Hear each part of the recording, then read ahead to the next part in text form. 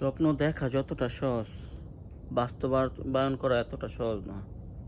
কারণ আমরা মধ্যবিত্ত, অনেকটা পরিশ্রম করার পরে এই সফলতার মুখ দেখতে পাই।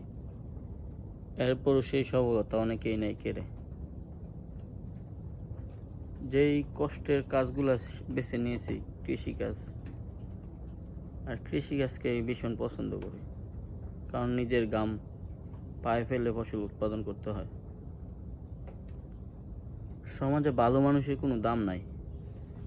অর্থ আছে, দামের অভাব নাই। টাকা নাই, আপনার দাম নাই।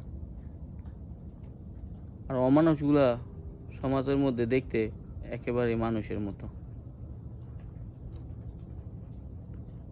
এর জন্য আমরা মানুষ আর অমানুষ চিনতে পারি না।